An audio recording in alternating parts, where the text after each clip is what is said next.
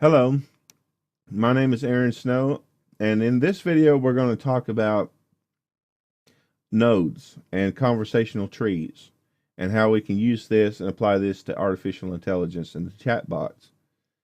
And it's sort of similar to the Markov chain idea where conversations are linked together, but we're going to link this information within a conversational tree where we have limited choices. And I think it's a really neat idea. I'm attempting to use this idea myself, partly within my artificial intelligence that I'm working on, as well as the Markov chain idea and such. So this is sort of the next level in detecting and matching, or pattern matching, where you detect and respond. So what exactly is what are nodes exactly, and how do we visualize them? Well, that's the first question here. Now, really, it's not that difficult to explain. It's not all that confusing. Not really. Not when it starts off. If any of you have ever seen a text adventure game, you can actually go online and look it up. There's actually entire websites dedicated to creating a text adventure game. And what does a text adventure game include? What's really involved? Well, it's like a situation where it paints a scenario within words. It's not a graphic game. It has to be done in words. It has to actually spell it out to you. Actually tells you what's going on. And let's say we start a text adventure game. Well, it actually puts you in a scenario usually. Like for instance, it says on screen, it says, you have now been thrown into a desert world, and everything's destroyed, and there's no life, and you've crash landed on this planet, and there you are in this situation. You're hungry, you don't have any food, you don't have any water. Then it gives you a choice. So it first of all gives you information, then it gives you a choice. You can stay there, or you can go off to that mountain that you can see far off in the distance with something shiny glimmering from the peak. And so now you have a choice. And let's say you choose to stay there. Well, what's the result? Well, the result in this case, well, you die of starvation and thirst. Or if you continue to go on to the mountain, now you have a choice of going to the mountain. You say, well, I want to go to the mountain now. So you choose that option. And so now you're going to the mountain, and perhaps you sprain your ankle. Then you have another set of choices. Do you continue to go on, or do you try to fix your ankle with what you have? Or it's like it gives paints a scenario with every situation you're in. It gives you information, and then it gives you a choice, and then there's a result from that choice, an action. Now, how do we visualize this programmatically? If in a story, it's sort of easy to see. It gives you that scenario because it's just like real life. You're in one circumstance, and now you only have a certain amount of choices to get to whatever other circumstance there is, whether good or bad. So really, if you're going to design this in a program, you have to visualize it in some way. And so we have a grid pattern, for instance, and we're going to go ahead and make a 3x3 grid. And first of all, we're going to have to give each of these squares a designation or an identification, ABC 1, 2, 3. And this is the north, south, east, or west. I think this is a west thing. West and then east. Okay, so say that we have a door right here. We're sort of making a text adventure game, and I want you to be able to visualize this, because if you can visualize this, then you can visualize what a node is, and you can actually apply this to an AI chatbot. So this is sort of a step process, a learning process for those who don't understand this at all. Some of you may catch on really quickly, but most people, you know, I have to do this myself. I have to visualize this. So I'm not really going to skip this step. So number one, you entered into a room. And so you have a door to the room right here. And so you're the little stick figure right here. Okay. So you enter into this room. Right now, you are in room C2. That's the identification of the room. Every room is different. So every room has a different identification or designation, whatever you want to call it.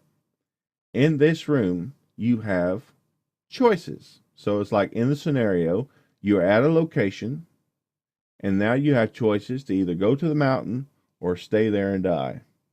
In this case, you have a choice to go to the north room, to go to the south room, or go to the west room. Or you can, in this case, you can also investigate something. You know, it's like a true text adventure game. Well, there's a blood splatter on the floor. Do I look at this room? So it's this info about the room right here. There's some info. There's blood on the floor. So you enter into this room. You have these choices. And if you take these choices, you have actions. You have results from those choices. And then you have information about the room, and you have a designation. So you entered into this room, and it says you are now in room C2. You see a blood splatter on the floor, and you have a choice to go investigate it. You can go to the north room. You see a door on the north side. You see a door on the south side. You see a door on the west side. You can go through any of those doors. None of them are locked, for instance. So we have this scenario painted right here. So you go into the room, and then you say, for instance, you choose to go through the west door. Well, if you go through the west door, now you are in a completely different room. And this is important to know. This is good information. You're in room B2, a completely different designation, and therefore you have different information. You see a lamp stand in this room. You see there's a door to the north, a door to the south, but there's no door going to the west. You know, you have a different piece of information in the room saying there's a table in this room, and you have different choices. You can go to the north or to the south. You only have two choices in this room. So you have information, you have a designation, you have choices, and you have actions. As soon as you go through one of these doors, you'll be in a different room. That's an action. And so this right here creates a text adventure game. You know, I was on the desert island. You were at a location. You have a choice or a designation there. You have a choice to stay there and die, or go to that far off place, that far off mountain with a shiny glimmer on it. And so you choose that scenario, and then that creates the action. And when you're in that situation, new information occurs. New information comes up because you're in a different location, or you're in a different room. Now, to get to sort of sum up what we already know, and I'm just going to sum it up for your reference sake, about what each room has. Now, I'm just going to go ahead and just announce it ahead of time. A room is a node. Okay? A room is a node, and this is what we're fixing to get into, is these nodes. So, first thing we understand, we have an ID, identification. Every place and every node has an ID, an identification. Number two, every room has information. Info. When you're in that room, there's something can be said about that room. Doesn't necessarily have to be said, but it's a part of a node. So whether there's information there that you know about or not, technically you're in a room, so there's information, even if you don't understand it. Number three, you have choices to make. You might not really technically have a lot of choices, Or you may have 10 zillion choices, but you have choices. And with every choice, there's an effect. Every choice, there's an action that occurs that goes along with it. So it's another thing. Number 4 is action. But they're paired up. These two are paired up technically. So whatever you want to say. Now you can also add more information to this if you want to, but this is the minimum. ID, information, choice, and action. Now in a node, now we're talking about conversational nodes. We're kind of sliding in there because we just sort of build up this scenario about a game environment and about these nodes. In a conversation situation, we're not just trying to say, well, now you're on a desert island. Although that would be fun to have a text adventure game within a chatbot, which is a good idea. And I like that. It's kind of like you and the bot go on an adventure together. But really, since we're talking about conversations, we're going to have to sort of mix two ideas together. So let's make a conversational tree real quick, and then we'll try to apply this to a node. In a conversational tree, say for instance, if you already pre-designed this into your AI, so this isn't something that you're creating on the fly. So you have a choice to the AI. If you say, for instance, if you say hello to the AI could respond with two things. It could say hi or hello there. This is a conversational tree right here. Okay. So, and that's easy to understand. Usually say, well, you can design an AI that if you say hello, it will say hi. And you say hello again, it will say hi again. You say it a third time, you say hello, the AI will always say this. Okay. But you can also design it where you can say hello and it can say hi, or it can say hello there. Right? So, you have these choices and options right here. So let's say you're in this room, in a pretend room where, in this scenario, you have two choices. If you say hi, then you need to go to room A1. And if you say hello, you need to go to room A2. Okay, so you said hi. Now you went to room A1 right here. Say this is the designated initial node or whatever, room AA or whatever. Okay, so this has a designation. This node has a designation. Now this node also has a designation because every node has its own ID. This node has choices: hi and hello. Okay, so this first node, this initial node AA, said if you said hi, we'll go to A1. If you said hello, then go to A2. If the user says hi or hello. So what's the response? You just said hi. Now you're in a different room. How do you get your response? Okay, that's where the word info comes from. Info right here. This could be the response. You have the AI, which is the identification. Then you have info. So if you're in room AI, the response could be hi there, right? So, and then we have the scenario 2 where you have A2, the ID of the second node, and the info here would be, if you chose hello, you go to A2. Well, perhaps when you're in A2, the AI responds with greetings. Okay. So you said as as a user, you said hi. Now you're in A1, and you say, and the AI responds with hi there. And now you said, or you said hello. Now you're in room A2, and the AI says greetings as a response. Okay, now you're in room A2.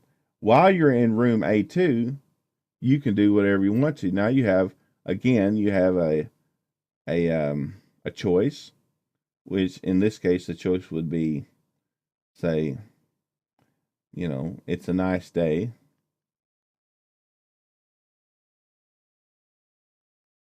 Right here, it's a nice day, and the action. If I said it's a nice day, the action would be go to room A3. Okay, and we can continue on. This is of course, the choice versus the action. And every node, pretty well in every node, you're going to have ID, you're going to have the info, you're going to have your choice and your action. Same thing over here. You can add your choice. Like if I was in this room, I could add choice this and then go to room that. Choice this and go to room that. Different room. It's a nice day. See, if I'm in this room, I say it's a nice day, I'll go to designation to node A3. Or if I said it's a bad day, trying to cram these words into a small space, go to A4. Okay, so we create an A3 room and an A4 room. Yeah, and you have info here, info there, and then choices and actions. So this is in every situation. Choice and action. Again, I said right here, I said hello while I'm in room AA, the initial node. I say hello, go to A2. It's a little bit boring, and I have a terrible time explaining myself, so please forgive me on this. But hopefully you're getting this. I'm in room A2. Now I'm in room A2, and I have a choice. These two choices. I can say if I said it's a nice day, then I go to A3. But you see, if I'm in A2, it says greetings. I make the second choice, and the response is, right here, and so forth and so on. So you have this conversational tree created within nodes themselves. Another way of looking at this, now that's actually the more complicated way of looking at it, but that's actually a more precise way of looking at it. But say, you can look at it like this. You're in this room. Now you can go to this part of the conversation and that part of the conversation. Now you're in this part of the conversation, you go this level or this level. Or this level and this level, or a third level here and two levels there, and this one has one choice, and this one has three choices, and this one has two choices. You're in this level of the conversation. You have information that's being responded by the AI. You have choices, and then you have designations to go to the identifications to go to the next room, or the actions. You can go ahead and design giant conversations, like purposefully design it, and like those text adventure games do, like those books do. But you can also up it one level here. You can actually do more than just that. Remember, if you watch the Markov chain video, then you know that you can add mass conversations, like random conversations where you got person A said this, and person B says this, and person C says this, person A again responds to what B says, and then person B responds to what A says, and this is an entire conversation between two people. It's an unbroken chain of conversations. Well, you can actually apply this information right here in this conversation. If you was to add it to a node-like structure, what you would have is a situation where you have this node and you're in this room right here, and if you say this conversation right here, then this leads you to the second node, the you know the this designated node. So that you got your ID sent to here, and then that's the second part of the conversation. See, it's like if you say what A said, what person A said, well, then it's going to respond with what person B says. So the info is what person B said, and then you have a choice here. After what was responded by person B, well, A responded to person B, so you have a choice of this, and then that sends you to the next node, and so forth and so on. It's a conversational chain with just a chain conversation. What we use in the Markov chain situation, and you can actually use ratings in this case too, if you wanted to. But in a node scenario, you don't have to load just one conversational chain. You can load a million conversational chains. Like that's an independent conversational chain. This is an independent conversational chain between these two people. And say that the conversation in this case, when B said one thing, it led down here to this node. Now, if B said, if you have another choice right here to lead you to another room, and you can actually like branch off. It's like to sort of visualize this. Let's say person A said, "Hello, how are you today?" Okay, and person B in one conversation says, "Well, I'm doing good." But in another conversation, B says, "Well, I'm not doing so good." You have these choices and these branches that you can actually set within it. I'm not going to go too detailed in it because, frankly, it gets really complicated. What I already said, I think, is enough to really get your mind around without. I probably already confused you enough. It's really not too difficult, but when you try to apply it, you can. Hopefully, you'll have enough information here that will help you develop a scenario or chain scenario yourself. I mean, you can always load conversations into a node structure and create a predefined network of conversational levels that were based upon random conversations that people have using this information. Or you can design purposefully a text based adventure game of basically within conversations. So you can purposely design it yourself with a designer, or you can sit there and create a random or teach it a random situation where it like creates its own nodes and gives its own identification and makes everything unique. And I've done all those things. It's very complicated in a way. It can get complicated, but it's fun. I think the most difficult thing about AI is actually the natural language processing, but that's a whole other subject which we will get into soon. Hopefully, I didn't bore you too much. I know this is a lot of information to take in, and I tend to say things that, I understand. I annoy myself. So if I'm not explaining it just right, or I have a bad way of explaining that, I'm sorry. But I have to get this information somehow taught. So anyway, thank you for listening, and I hope this wasn't too crazy. Peace out.